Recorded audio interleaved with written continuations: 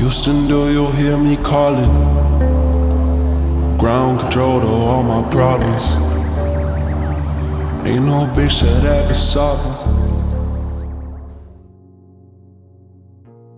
So it all started with a piece of a song I had that I slowed down and put some reverb on it. And then immediately I pictured this shot where I was floating into space. It's actually really inspired by the shot of Tony Stark in Endgame. I really loved the design of this scene, and I think it really sold that lost in space feel. The sky looked beautiful through the windows. The actual aircraft itself was modeled beautifully. I might have used background images made in Midjourney if it wasn't for my camera movement, but I knew I wanted a slider shot where the camera was pushing in. The first thing I did was look on BlenderKit and Sketchfab for a model I could use, and I found this free downloadable one on Sketchfab. So my first thought was to use Camtrackar AR. I love shooting on my iPhone. All these videos are shot on my iPhone. So I used Camtrackar AR to help me get a track built into the video, which is awesome.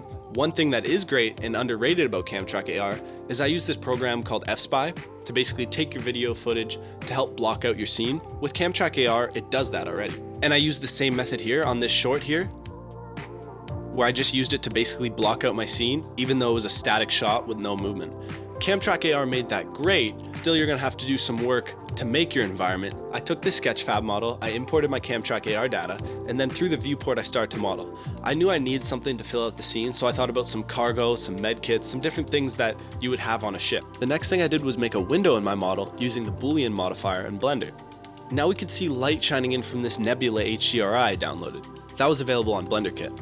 It was looking good, but my character definitely wouldn't survive with this setup, so I put up some glass, and I actually used a foggy glass material that you can find on BlenderKit as well. This is why I love BlenderKit. I just made a plane, dropped that material on, and boom, I had a foggy glass texture that worked great in the end scene. Once I was done building out my scene, it was time to render out my image sequence. This is very easy because again, I didn't have to set any animation points, I didn't have to build the camera out myself, Camtrackar AR did it for me. So I just lined it up. You use the delta transform to move it around without changing the animation data, and you set it up how you'd like it in your scene, and then you should just be able to hit render and you're good to go. Then you bring this into After Effects and do your final compositing all there. Once I was in After Effects, it was all about making it look beautiful. I didn't add any atmosphere or anything that would add to render times in Blender, so I just focused on adding that all in post. My biggest takeaway from this shot is actually not the post-production. Even though I'm talking about post-production right now, it's again about the setup. I really loved, once I rotoscoped my layer, how I looked floating into this scene. When I first thought about this shot, floating into the scene, I just thought, yeah, that's gonna be easy. I'm just gonna Camtrackar AR, put it on a slider, and then I got downstairs and I'm like, wait, how am I gonna float? Am I gonna suspend myself from the ceiling? I don't really have a rig around that can make this work. So I looked around my house for any supplies I could use. I thought about rolling in on an exercise ball, and then eventually I saw this skateboard rig that I'd built before. It's honestly funny because that was like a rudimentary slider I'd made, which was just a piece of wood with skateboard trucks when you put the camera on top of it and you just push it in and get some slider shots. Didn't work so well, but it came clutch here for my float-in shot because I honestly don't know how I would have got that movement of like a push off, because that's how you see people move in space. They like push off of something and then go through. So I did one big push off and then I had to hold my balance out for the shot. This was all basically compositing, rotoscoping, and then adding your different layers and effects you want to add, lighting, whatever you want to do to tie in your shot. Also, some noise and grain can be really useful to tie in the shot together. And finally, on the last shot with this close-up here, I just used some Gaussian blur to blur the background because I shot it on cinematic mode, but obviously once I removed the background from the green, you didn't see any of that, so I matched it until it looked like it was all on the same camera, and I'm blown away. This is really that shot on an iPhone feel, and I think these close-up shots with your subject occupying a whole third of the frame is usually where these iPhone shots are going to look their best. I've been so impressed with the iPhone 15, and I'm just going to continue to explore the different options. Alright guys, go out and shoot.